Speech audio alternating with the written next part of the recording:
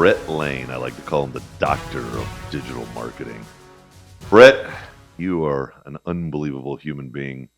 And we're going to start off here. I have something in your bio that I saw that I didn't know. We've known each other for 6 or 7 years. You've been a board of advisor member for at least 6 years now, almost the entire term. We can call you a veteran. But there's something I didn't know. You were a snake handler. I was. What the heck? Dude, what are you doing playing around with snakes?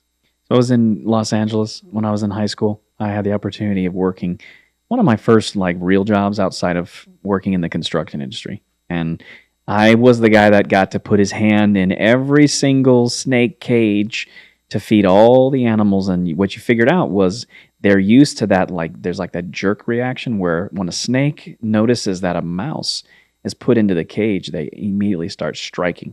So you have to get used to getting your hands bit by snakes. So for about 2 years, I got used to sticking my hands in and trying to drop the mice in as fast as you can. I did that for maybe 6 months, and then I just said the heck with it. I just kept my hand in one spot, dropped the mouse in, and if I got bit, I got bit. Get used to it. At a pet store, though, they're not selling poisonous. No, they weren't poisonous. It was at a pet store. So yeah, there was some safety, but you're still getting bit by a snake. Yeah, snakes and sometimes out, like iguanas, small creatures. You're like this quiet giant. I always, when we do get time to hang out and I get to know you a little better, there's always this nuance that I never knew. You know what I mean? Sometimes you think you got somebody figured out, and then you're just this guy that it never ends. There's always a different layer there. And then you were saying getting your hands into all the cages. Right now, it looks like you're getting your hands into all the deals. And it's True. Something that you're starting to perfect, where you've had a great service, a great SEOoutsourcing.com. Is there another URL, by the way, that people can go to check you out? Yeah, drdigital.ai. drdigital.ai. You know, the funny part is if you say it 3 times fast, they actually go there. So drdigital.ai. You're building that out, or it's live? It's still being built out, but it'll be ready here probably within the next 2 to 3 weeks. Fantastic. And SEOoutsourcing.com is the main brand that you've had for, 10 years? Yeah, it's basically, so I'm at a point right now in my career where I've been in the industry for 20 years doing digital marketing as a whole. So a lot of people know me as the SEO guy because I've done that for the longest period of time. But for the last 5 years, I've been looking really heavily into digital marketing as it relates to anything organic. So organic traffic for Google, for YouTube, Twitter, TikTok, any social media site. That's probably one of the biggest differences to my career in the last 5 years. And then within the last year, the biggest change has been with artificial intelligence. How do you use it to create content, to get a better understanding of algorithms for different social sites? And then how do you pull in all the pieces together and get 10 times the amount of work done? Well, as I'm looking at things here, that's really kind of what I wanted to dive into. You've got some interesting attributes that I think we can go down some rabbit holes. But let's hit that head on, right? Let's jump into the AI conversation. Because you from a technology standpoint, from a fintech standpoint, you are you're an innovator, you're a technologist. You've figured out very well how the internet works, and catalogs, and how to optimize, how to get found. Right? As we move into this age of AI, if we could simplify it, how would you describe this kind of uncharted territory that we're now in? We're now in it. And then, how do we best use it? How do we leverage it? How would you describe that? So AI right now is making a tremendous impact on lots of industries. And when most people think about it, they think about what it's going to do from a negative standpoint, what kind of an impact it's going to make. That? It's because AI helps you get so much more done. But the thing that you got to keep... Why do humans always go straight to the bad? It's because they immediately think this is something that takes something that could have taken a lot of time and condenses it in a very short period of time. So you can use AI or any other technology for good or bad. But why are we always afraid of things? I just think it's human nature. I mean, people tend to look at the bad in most things. When you meet people, A lot of times people, like a protective mechanism. I think so. I mean, people, they get used to being kind of on edge. So when you see new technology that has the potential of putting Yeah. people out of work, Yeah. some people say, hey, this technology is going to put people out. And then others like myself look at it and say, how can I use the technology to drive so much more in whatever I do? Like whether I'm creating content or whether I'm reviewing things, because someone always has to be on top of the AI driving it.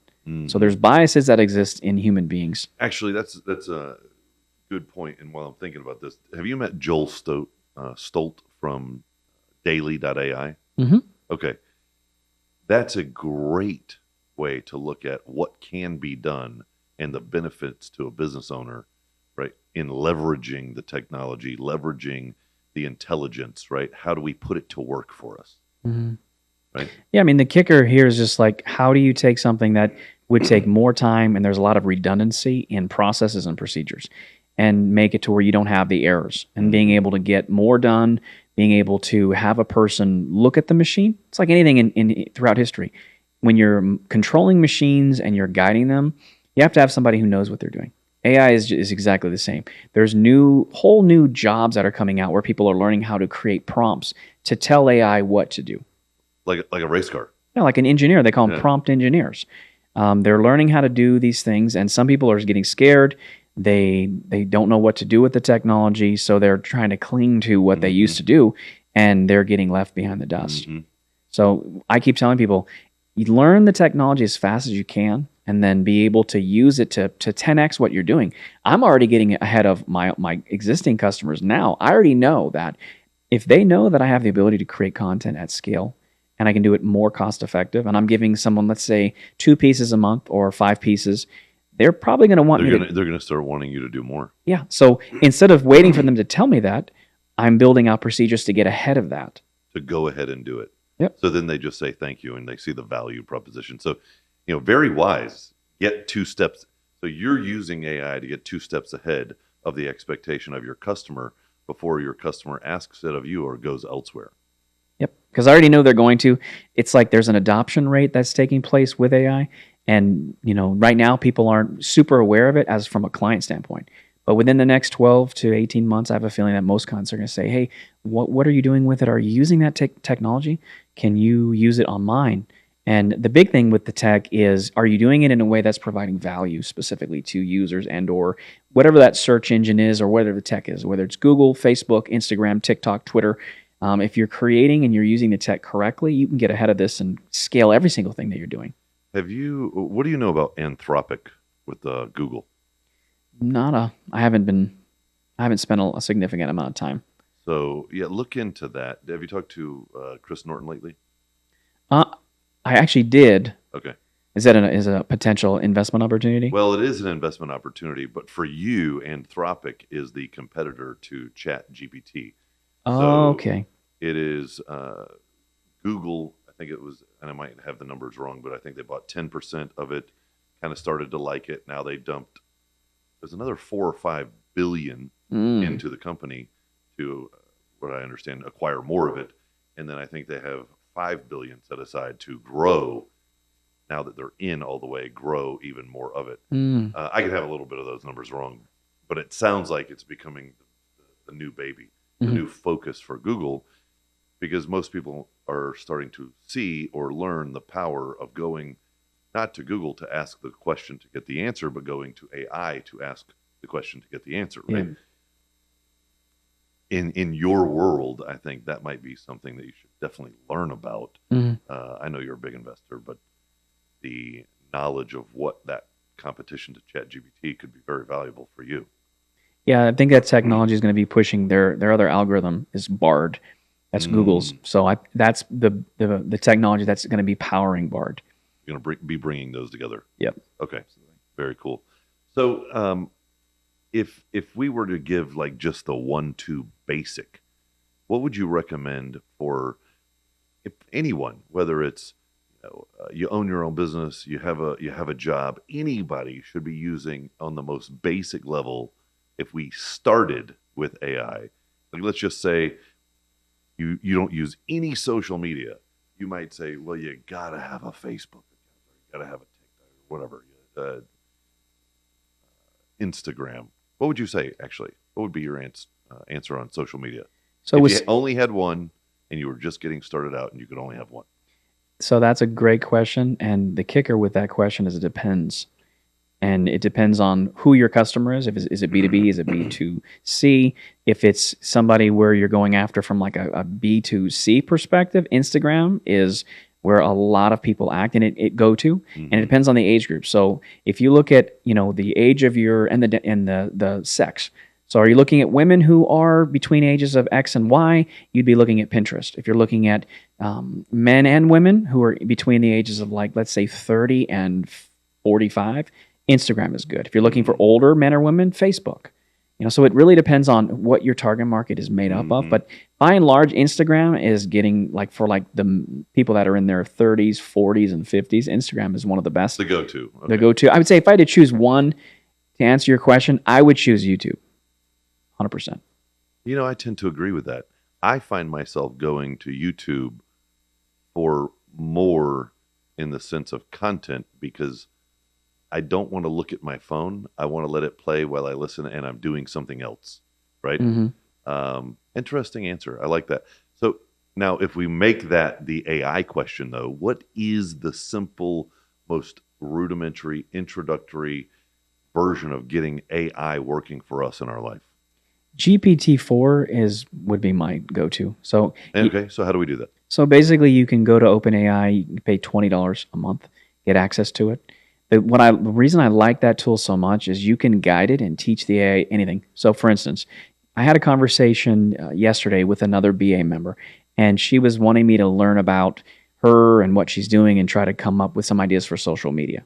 So within the hour prior to the conversation, I literally took 8 of her website URLs, fed it into something called Harpa AI, which is a Google Chrome plugin that you use along with GPT-4.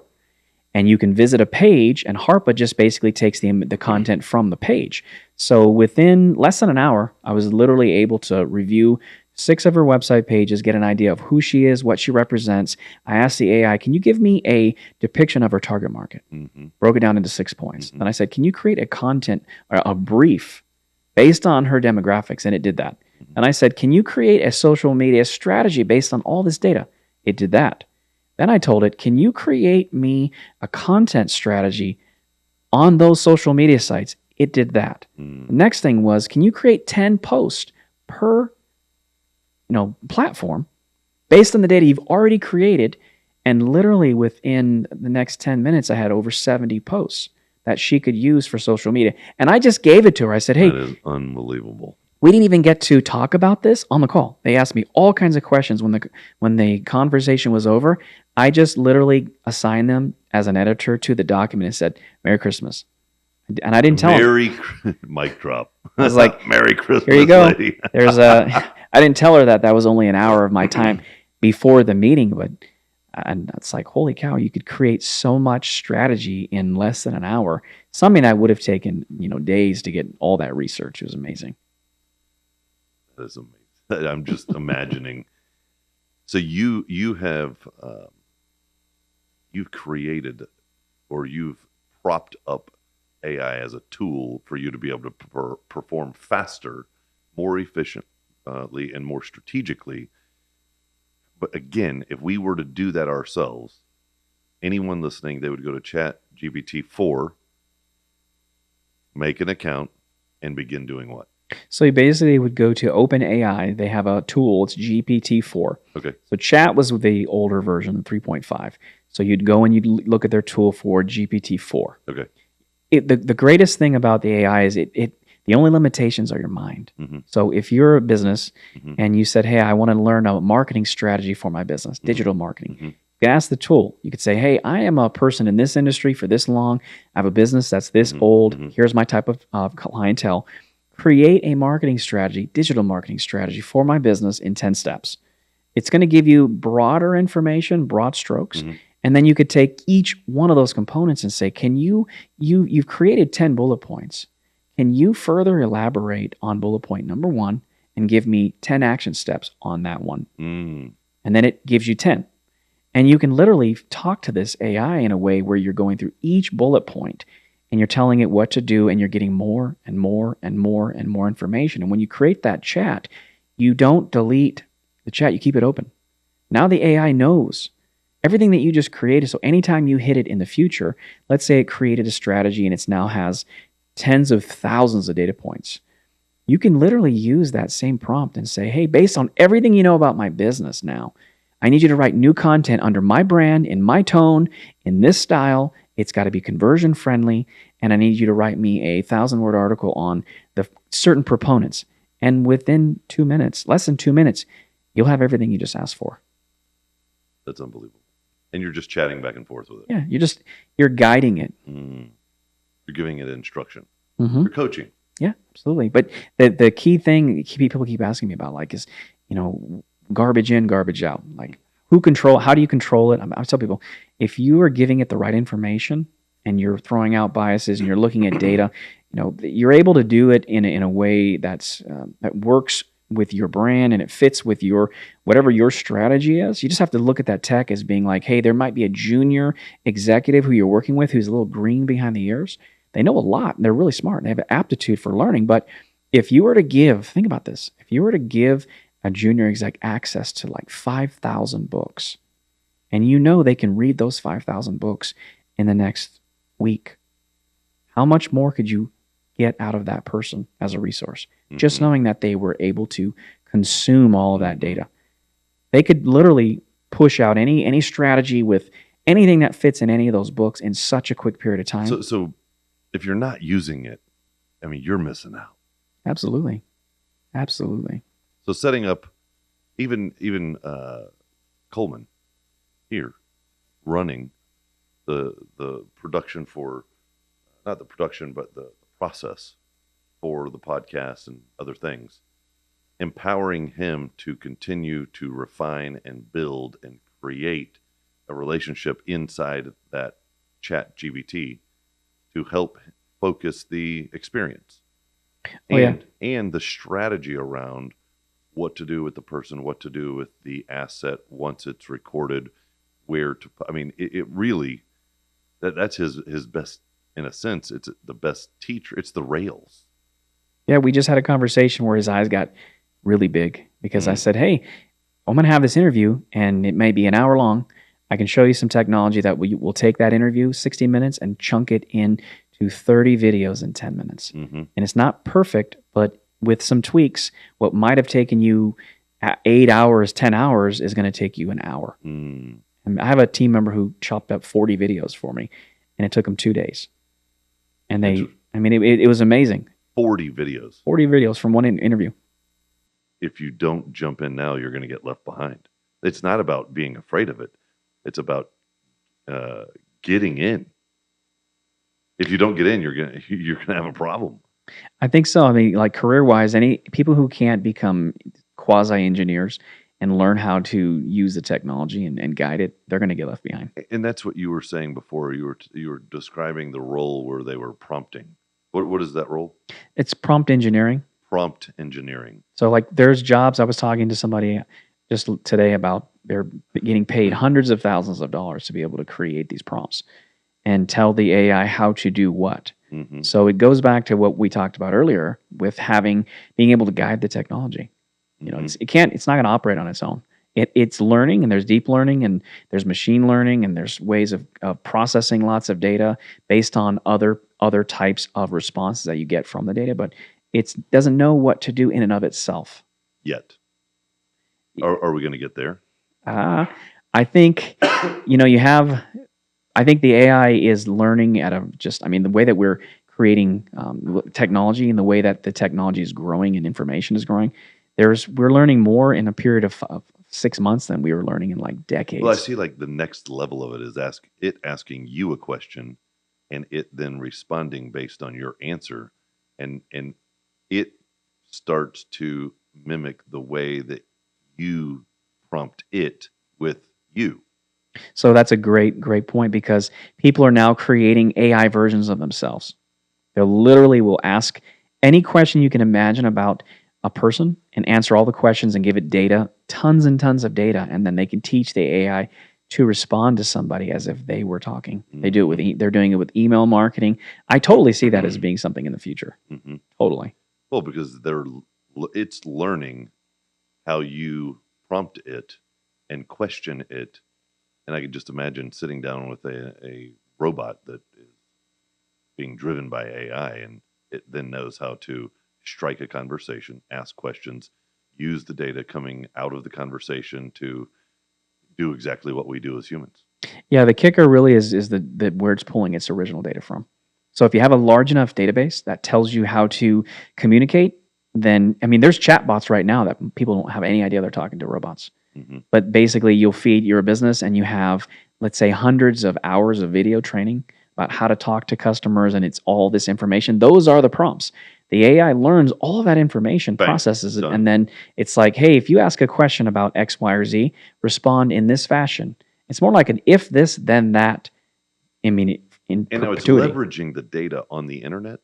either on the internet or like GPT 3.5 used to have data up to 2021. Now they have technology that can connect directly to the internet. So now you can get access. But here's the challenge with AI. If you're pulling information from the internet, sometimes the content it gives you is fictitious. Mm. The data may not be real. There's Mhm. a site called perplexity.ai, Mhm, which is mhm. really good.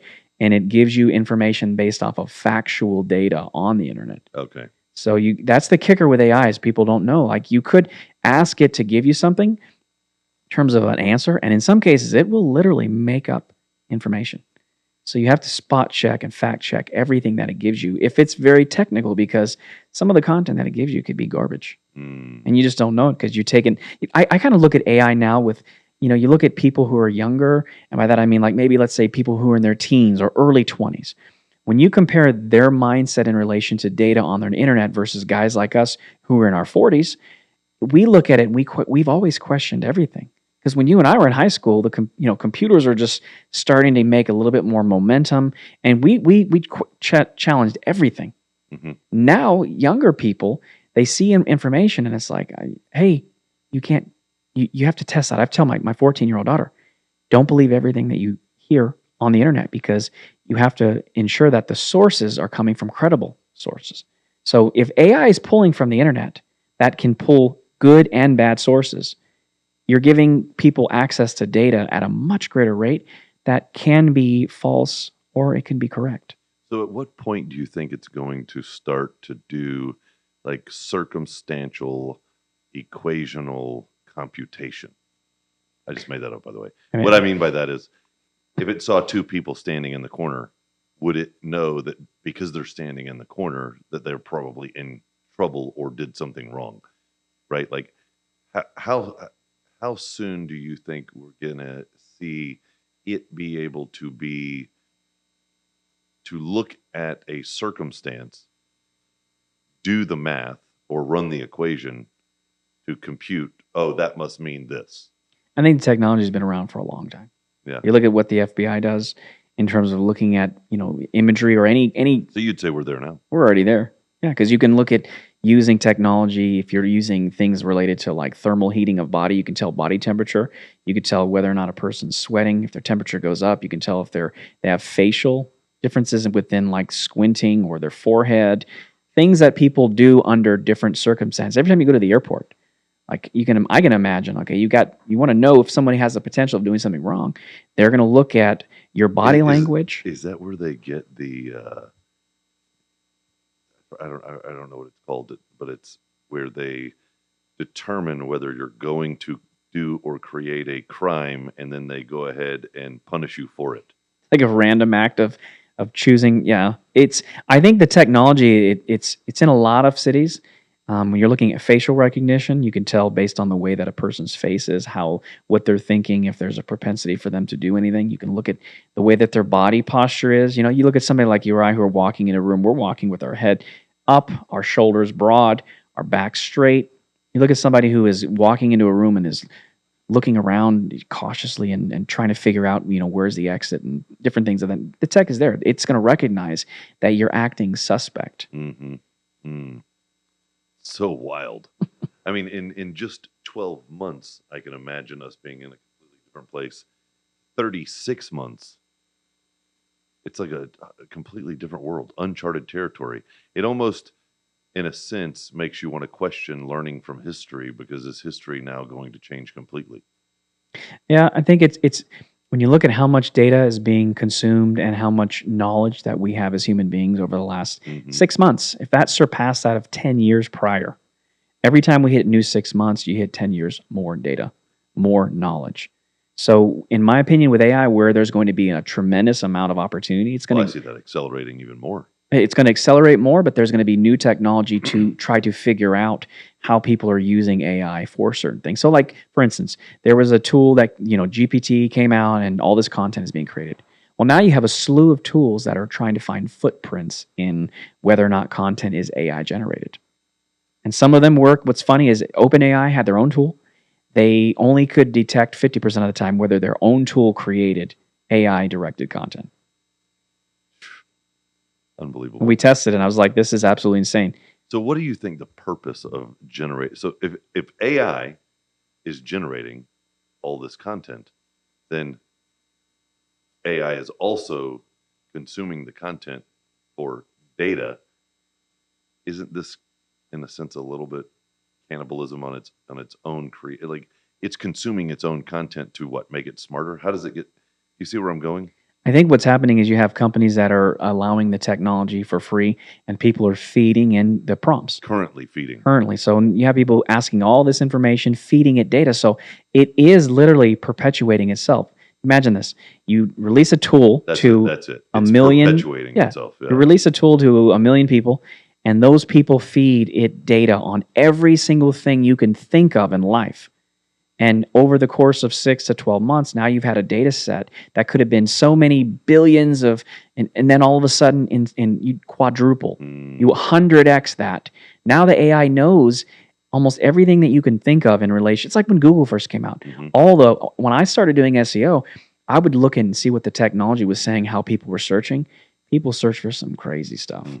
Like I was at my first agency job, and I'm sitting here with the vice president next to me, and I'm looking up things related to like sex toys, and it's like, holy crap, why am I doing something wrong? And I'm thinking, no, the VP knows I have a client that's sex toy for lovers, man. So I'm in here looking at the research, and I'm noticing that people are searching for some crazy stuff. So if you're creating more and more and more prompts, I can only imagine what people are asking GPT for.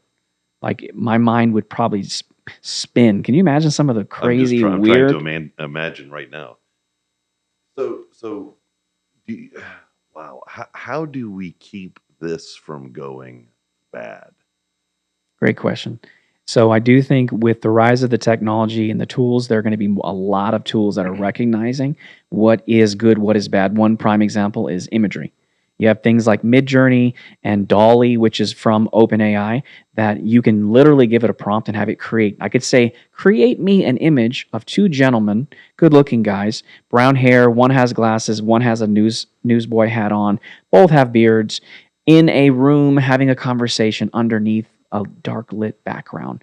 And the tool will create an image of the two of us based on the data that I just gave it and create you an image. Now, it had to get data somewhere. So, depending on the source, you'll have some that are pulling data from different places, and there's an issue right now with imagery where are you getting the images to start to create new images? Now, if you don't own the rights to that, and you and I go and create an image based on what we're doing here, and we're taking from someplace else, how can we say that it is ours to keep if we're using it for commercial purposes, because it was generated from something else? So I say that because there's going to be more tools that are going to be finding out, like, where is this information coming from? If it's content, there's literally digital watermarks being created in content, so that, like, if you're a young student and you're write your term paper on X, Y, and Z, teachers want to know if you just completely wrote that from AI. Can you direct your AI to put your own watermark in it? That I have not heard any. I mean, I haven't heard of any. Put the MDC watermark on everything. That would be interesting. I mean, I can see, like I mentioned before, everything just boils down to our own limitations and what we look to do. But I mean, would that just be a prompt? Would that be the conversation that we're having? I'd have to look into that. I've actually not heard of anyone wanting to create watermarks based on their own content. But if they're driving, if they're the prompt engineer, is that like being the driver of the race car, where they're creating the end result, or they're the artist creating the end result? They're creating the content through their prompt engineering. I think that is a good point in that, let's say you're looking at it from an SEO standpoint or content as a whole. If you put content that is original based on your prompts, you don't want somebody else to take that content and recreate it. So that's a great point. I mean, being able to take your own content and have it be an originator of source. So, for instance, Google back in the days used to say, hey, you should put in specific tags saying that you are the author of pieces of content on your website. You're the originator. If anybody takes that content and puts it anywhere else, Google knows it started on your website.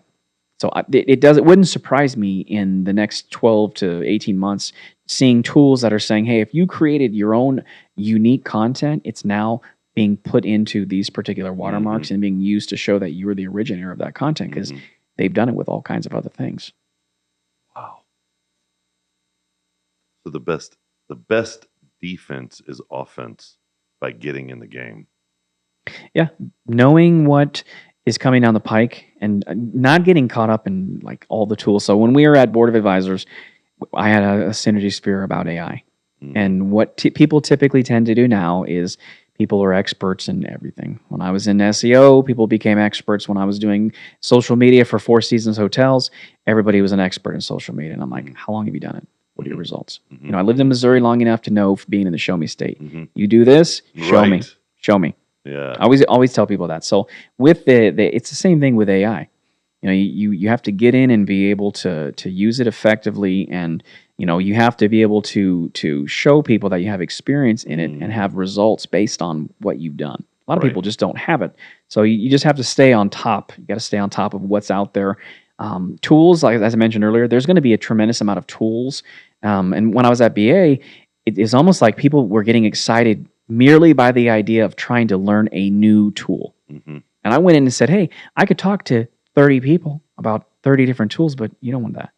What are the 2 or 3 or 4 tools that you could use that increase your productivity as a business person? So now when people think about industry experts, they think about who's bringing them something new.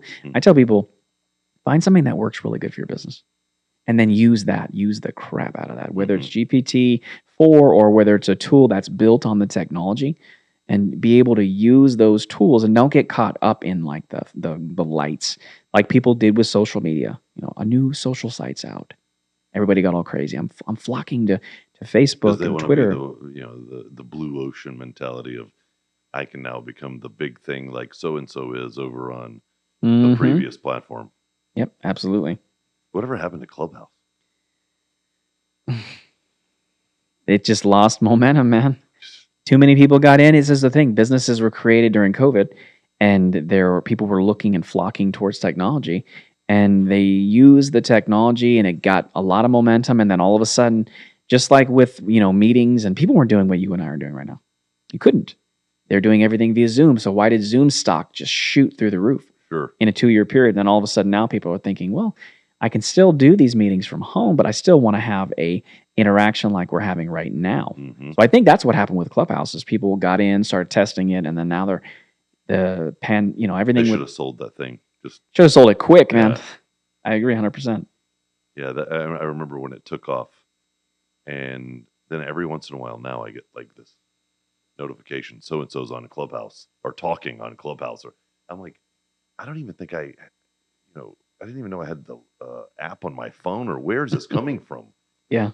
Stop sending me updates, please. Are you familiar with Breakout? Not super familiar with Breakout. Typically what I do with platforms is I will use platforms for customers, and then I will perfect them as best as I can in terms of learning the algorithms. And then when something comes that makes enough traction, so Playground is a great example. I thought, how do I utilize this technology and make a splash, whether it be for myself or customers?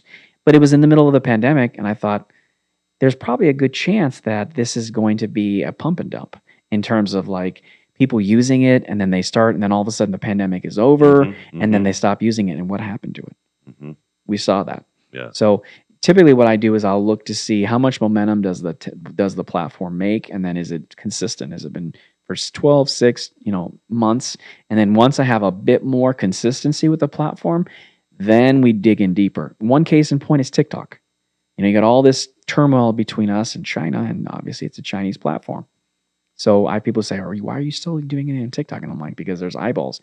Just make sure you don't talk trash about China on the post, because I've seen people who are getting millions of interactions on Instagram and on TikTok, and then the guy did it as a test. He made a comment about China, and he wound up bang. He wound up literally losing about he had 10x the traffic on Instagram. Same exact messaging, same exact target market. Everything dropped, literally. Elon and Twitter. Twitter's going to be the everything app, you know it. They refiled naming the company X. Did you know that? No, that's interesting. They just refiled. The company now is X. From my understanding, it'll be a payment platform, video platform. It'll be everything, all in one. Yeah, he was looking at the database behind it. This is what you see with tech. People will Google. That's why Google buys so many companies. Facebook does the same. You're creating a tool and you're getting access to data. And well, he's getting access. And yes, I agree. I would have said it the same exact way before. He's getting access to the users and active users, and now providing them utility based on what they're already doing elsewhere, right? So if they're already on, say, Twitter, why can't they just send money? Why can't they just send crypto? Why can't they just, why isn't there video? Why isn't there why isn't everything in one spot? Now, I think it's tough to come out of the gate being the everything app, because then you're known for nothing. But once you are one of the top platforms and you begin layering it in, I think it needs to be carefully done, though. You don't just throw everything at the user. The way it is layered in has to become just, well, why wouldn't I just use, instead of installing Venmo, why would I just send it to you on Twitter? Give me your Twitter. Yeah, it's what Google did back in the days. Yeah. They made a search engine that was very user-friendly, and it solved problems very quickly for users. And then they started extending it. And they're giving you emails, and they're giving you new components, and they just let you eat the elephant one bite at a time. Yeah. They don't shove it down your throat. So I think Elon is going to do the same exact thing. Everything that he's touched, he's tried to make it better for users and add way more, like utility to anything he touches. So it would make sense that he would come out and say, how do we take Twitter and make it like Facebook, but way better? How do we add payment components to it? How do we add in? He's always wanted the payment since PayPal. Oh, yeah. He very frankly said they just didn't do it the way I thought we should have done it. And it appears and seems as he's always had this pent-up desire to do it the way he wanted to do it then, or at least explore his ideas. And I think now he has the platform to do that. I think payments is going to be a very large mechanism introduced on Twitter. Yeah, and I think people, they recognize who he is and how he has very different types of thinking about a lot of stuff. So they like him for that, purely for that. So there's going to be millions of people who try the platform just because he's associated with it. Just saw an interview with him being interviewed by, I think, the BBC or something. It was odd how the gentleman was saying that he was getting content that he didn't like, and then he said, "But I haven't used the platform." So then he's like, "So how are you getting content that you don't like if you're not using the platform?" Yeah, I watched that. The guy just got himself in a circle he couldn't get out of. Yeah, it's like saying, "Oh, this is not ethical. This is not," and you're like, "Well, sir, I say you're lying." Did you use it? Yeah, it's funny when one of the things with you just made me think about something with AI.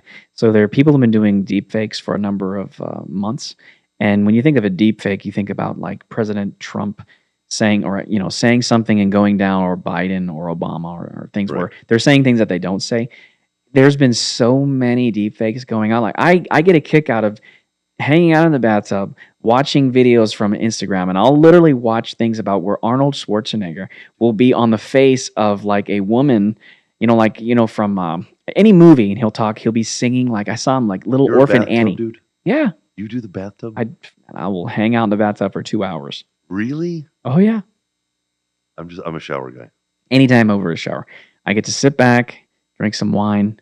I watch movies. I'll literally look at like Arnold talking as if he's Little Orphan Annie singing songs with his face being overlaid on that.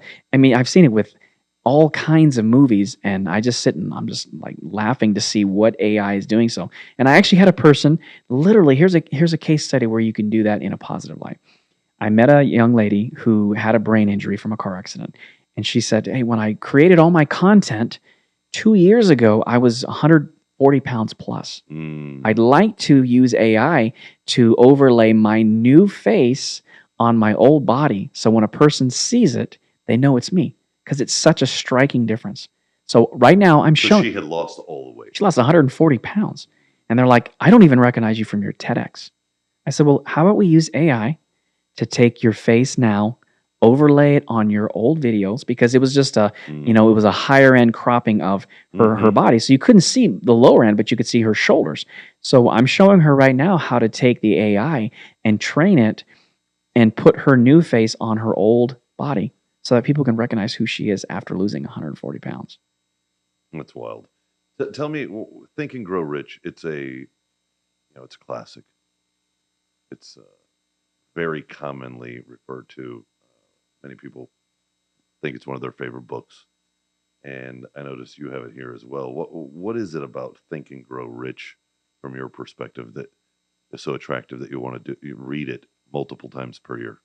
It's the ideas that you can put things into existence with your mind. So I have, not only do I read it, I had my son who is 10. He has read the entire book one time. Even though it's beyond some aspects of his scope for being able to read, he'll ask me questions about it. I just like the fact that it's somebody who was way ahead of their time. Someone who If you read it closely, can you see where he's way ahead of his time? But then can you also see gaps in understanding where we've probably come to those understandings now, where there was a little bit of a guess in his perspective. I could see that. I mean, there's a lot of information about what you can do, the mindset, visualizing, having masterminds, being able to do things where you're affirming and reprogramming your brain.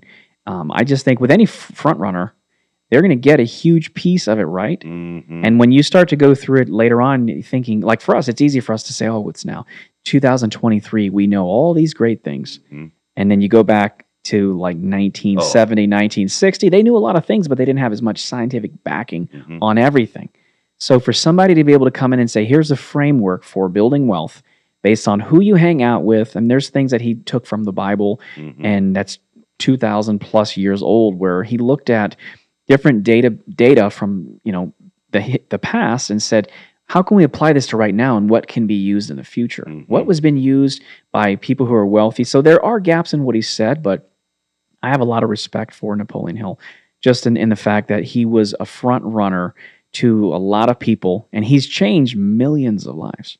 So the reason I read it, I don't read so much in terms of getting a book out and going page to page. I am a learner. I learn auditory. Yeah. So I will sit and listen to, Agreed. And I'll do it again and again. And for me, it makes it stick. So when I'm taking those long 2-hour baths, drinking wine, sometimes I might be sitting down listening to Napoleon Hill or Earl Nightingale or Jim Rohn.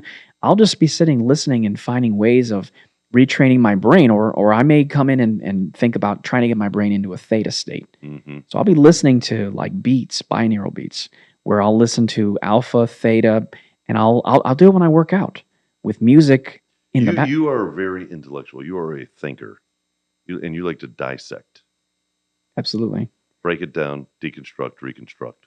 Why can't we do that with? I mean, when you look at, you can do that with every aspect of your life. And what I liked about Napoleon Hill too is that if you make a plan for every aspect of your life, you can get the most out of your life. People don't, like, you're married, like I am. The key is, can you make a plan for your wife and how much you're going to communicate with her, how you're going to communicate with her, when you're going to go on your vacations, where you're going to go, how much money you're going to spend. If you create a plan for all those aspects, some people may say you're crazy, because you have too much control. I look at it from the standpoint of why not control the things you can in terms of what you want to do? Mm-hmm. Because as Earl Nightingale would say, if there's a ship in a harbor and there is no captain, it's not going to go anywhere. Best case scenario, it sits there. Worst case, it sinks. Because if that ship is not making movement on the ocean, it's being eroded by the sea. Mm-hmm. So we have to look at that, our lives from that standpoint of every single thing that we do. If you don't have a plan on where you're going to go, and like, if you're a ship captain and you're sitting here in Miami and you want to go to Alaska, if you don't course correct every so often, you're going to be in Japan. That's why I don't take baths. You'll start thinking super deep like myself. Oh, that was good. That was good. Why did you decide to go get the doctorate for digital marketing? Great question. I've had people like in the last 3 days ask me, they'll see my background screen on my Zoom. I'm like, is that just like notoriety? Or are you really a doctor? I'm like, yeah. 120 pages dissertation on digital marketing and how you create traffic from multiple sites at the lowest cost and create the most synergy for getting clients that fit. Mm-hmm. And I did it not because I needed to, because I had a conversation with a person yesterday. Like, why did you do that? Did you need it? No. I have an MBA in internet marketing. Did you need that? Nope. Why'd you do it? Well, every so often I want to figure out where I'm at intellectually in terms of my experience in a particular field. Mm-hmm. So the reason I did that, during COVID, I had noticed that Harvard University was doing a digital certificate for internet marketing. And I thought, that's interesting. Let me take that class. Took it 2 months, learned some things, had a lot affirmed. And when I was doing it, I thought, the professor has a digital agency and has about 10 years less experience than I have. And she's really good. But in that process, I learned, okay, you are on top of where you need to be from a digital marketing standpoint. So it kind of showed me that I'm learning. The fact that I'm learning every single day of the week is a great thing. Calibrated you, kind of let you know, it affirmed the good and showed you where you could be better, and not just better in skill, but better in potentially what you're doing with your skill and the opportunity. Yeah. Just looking at her, understanding, you know what, she has potentially a agency that is similar to mine in income and size, but I have more skill and experience, which makes you think I can do better, or I can do bigger, or I can be more strategic. So just that kind of like what we do at Board of Advisors. We get the value in the conversation and comparison. And not that we are comparing, but as a person, we're self-gauging. That iron sharpens iron mechanism is absolutely true. And it also brings inspiration and healthy competition. Oh, yeah. I mean, like in that experience, I learned, okay, you do have a good grasp of things related to what you do. And then, I after I got done with that 2-month course, I said, you know what? Oxford University has another digital certificate. Why don't you do that? 2 more months. Went through, learned a few things, engaged with other business professionals. And then when I got done with that program, I thought, hey, wait a minute. I've been doing things for almost 20 years. Can I create something bigger? And then I started searching for a doctor program because I was like, that would be kind of cool. Dr. Brett Lane, that just sounded weird. But I was like, this is really cool. How many people in the U.S. have that much experience or education? 14% of the United States have a post MBA level. And I thought, can I do that? Do I have the time to do that? Do I want to do that? And I thought, yeah, I do. So I basically took what I learned and what I was time testing in the Harvard study and then in the other study with Oxford, used that as the baseline for the doctorate, for the dissertation, and said, how do I create something bigger and better based off of 20 years of experience? Speaking of bigger and better, you're actually putting yourself into bigger and better opportunities right now. I've watched you with a few, especially one BA member, where you're beginning to place yourself where I think you're best suited to step in and really help a company grow while participating in rev share or equity or even part of the exit. Tell me a little bit about that. How does that make you feel? It makes me really excited. I'm being able to look at doing the things I've done for 20 years and having a team. Does it make you feel like you're deploying the best of you in the best manner? I do. I think that it's enabling me to use my expertise and then still have my team at the agency continue to move forward and give direction where needed, but then also be able to do a few things different. Mhm. You know, when you're starting out in digital marketing, you start out as somebody who's consulting and you're working with a couple small clients, and then it's more like a like a lower level in terms of budgets. Mhm. Then you start looking at agency work, and then they kind of throw you to the wolves, Mhm. and you get to work with massive brands if you're very lucky. Mhm. And then what typically winds up happening is people get tired of working for agencies and they want to do it themselves.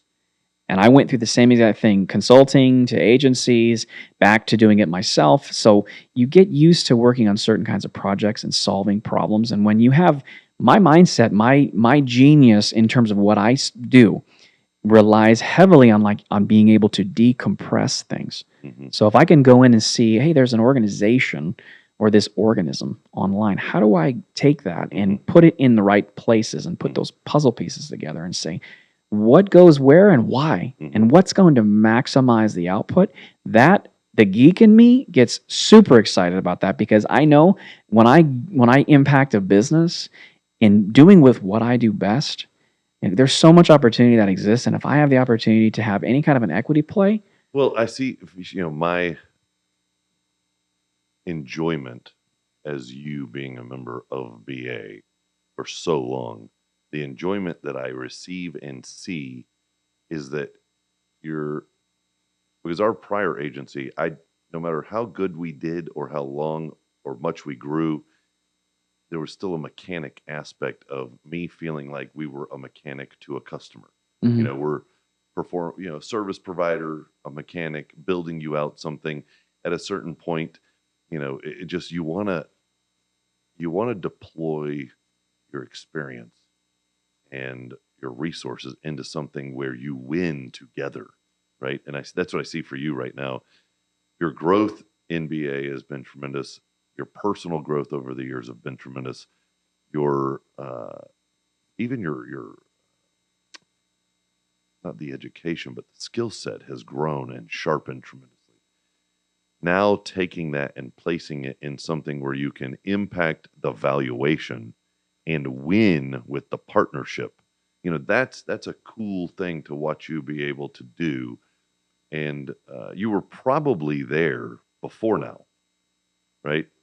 Just now that we've made that transition by placing you into these opportunities and watching you work with great companies, increase their valuation, increase their performance, shrink their time frames, and become part of an exit plan where you're at the exit party. That is awesome. That's what I love to see. Yeah, it gets me excited because I already know any project that I touch, I'm going to put my whole heart and soul into it, knowing that there is a greater reward attached to that. And as the business grows, then my opportunity grows with them. That's the kicker. I see you being happier doing that too. You enjoying what you're doing, because at a certain point, you do something for so long, you're looking for the new thing. This is a culmination of both. You did something for so long, and now you get to do the new thing by leveraging all of that experience, becoming an advisor and a consultant, a strategist, and still sometimes getting the benefit of bringing the team or agency in for tactical deployment, but you as a human benefiting on the exit and the win with the partners. It's amazing. It's kind of like I've been like, this last year has been interesting because I finished the doctorate in February, and that marked almost my 20-year time as being a digital marketing expert in March. Been married for 20 years as of March. And you have all these things where you're making improvements in your life in multiple areas. And I kind of look at the career thing. It's kind of funny because I think, like, from a marriage standpoint, I've been married to digital marketing for 20 years, and it's been a great ride. But right now, my girlfriend is AI, and another girlfriend is like being able to come in and work with brands. So it's like you love all three of them. Yeah. But it's, I'm married to AI or to digital marketing as a whole, and I love it. But now I got these side chicks, which are like, I'm consulting and I'm doing things with AI. So mentally, in my mind, I'm thinking there's more opportunity to do different things where you kind of spice it up. You got to spice up life in any way. And like a side chick, my wife is my side chick. I tell her that. Like, we need to keep marriage spicy. Mm-hmm. So you're my girlfriend. You're not just my wife. You're my girlfriend who I'm going out hanging out with, because I want things after 20 years to be hot and to be very exciting. I don't want it to just be, oh, I'm just hanging out with my wife and we've been married 20 years and we're both tired. And that stuff is for the birds. Yeah, That's well said. And if you were to recommend for anyone, the millions of listeners listening to you right now, what would you recommend to them? If we want to put a bow on the conversation, leave them with something, just direction, wisdom, guidance, inspiration, what would you leave them with? I would say in life, you're going to be thrown many good things, many bad things. And I've heard people say that depending on where you are in life, you're either going to be in the midst of some issue, getting out of some issue, or headed to an issue. Mm-hmm, mm-hmm. So regardless of where you get your strength from, I get mine from God, whether it's the universe, wherever that comes from, you have to be grounded in that. Mm-hmm. And you have to know that you're either just got out of it, you're in it, or you're going to go to it. Mm-hmm. So as a human being, you have to be resilient Mm-hmm. in everything that you do and know that you use that ground Mm-hmm. to get you through it. I would say the last 3 years for me have probably been the most challenging of my entire life. I've had successes, I've had failures, I've had my brother passed away a year and a half ago. He's only 48 years old. Mm-hmm. I had a mentor die who had mentored me for 2 years. When I was coming home from the funeral, the tire off my Mercedes and the rim completely fell off the car as I was driving. Oh my God. I didn't know that. Yeah, I was driving and you had cancer too. I had cancer in my neck in 2019. So it's like you go, and talking about marriage, I contemplated, and my wife both contemplated divorce like 3 times. Yeah, I never would have thought of you as a pain in the neck, by the way. Some people, you talk to my wife, in that last 3 years, I was a massive pain in the neck and the rear end. It was horrible. But like, the reason I tell you all these things about the things that I've gone through is just that even when you go through the ups and the downs, Mm-hmm. if you're not grounded in something, it's very easy to just fall under. Like, I could have taken any number of the things that I went through in the last 3 years and said, I'm throwing in the towel. Mm-hmm. I'm going to move to another country. I'm going to end whatever. I'm going to do some crazy things. But I just kept leaning into God and saying, and not asking him. Like, I had a conversation yesterday with a person, and I said, yeah, I used to ask God, can you give me more of an interesting life? 3 years ago, I literally said, God, I feel like my life is so boring. I don't have a story to tell because I was quiet and I was reserved. And he opened up so many doors and allowed me to go through good and bad. And now I look back, and that lady said, Brett, don't ask God for that. So now I ask for wisdom, clarity, guidance. And I use that on the decisions that I make in the future. So the one thing that I would leave people with is, regardless of where you're at in terms of seasons of your life, just know that this too shall pass. I literally heard God tell me this 2 years ago, going through one of the worst moments of my life. Mm-hmm. And he said, this too shall pass. Mm-hmm. So as long as you know that, things will get better. You can see it's pulling up this visceral emotion in me, knowing what I went through. But I already know, too, there's power behind that, because now I don't have a story that's boring in my own eyes. I have and that's the most important in my eyes. I have a story that can empower other people who are going through tough times in their lives. So that's the kicker. See your own story in your own eyes and see the value that you have to bring to the world beyond wherever you're at in life. Make that your number one factor in your life.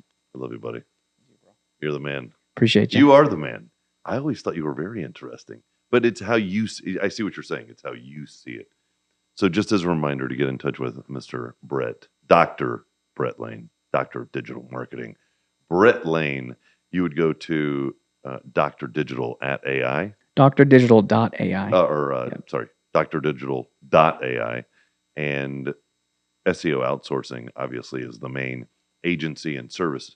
So SEOoutsourcing.com. Correct. And if you ever want to meet a wonderful gentleman that loves taking baths and doing deep thinking, right?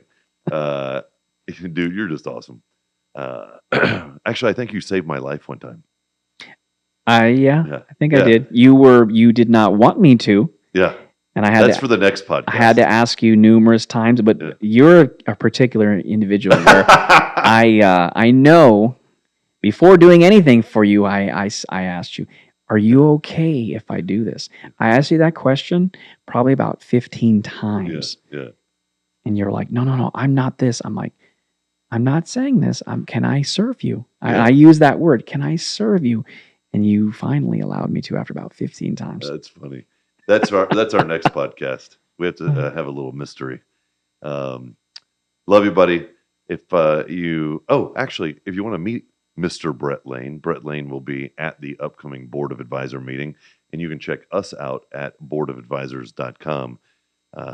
Brett has been with us for 6 years, and honestly, what is it that keeps you coming back? Because at a certain point, it's obviously they come in for the business, they stay for the relationships.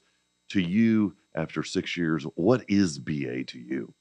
To me, it has a lot to do with the equity that you have in terms of the people that you're connecting with. So everybody, it's not what you know, it's who you know. Mm-hmm. And when you have a lot of relational equity in people and you have business deals that are potentially working out, like this, even being here today, I'm talking with a person that is an opportunity for me to grow with their company. Mm-hmm.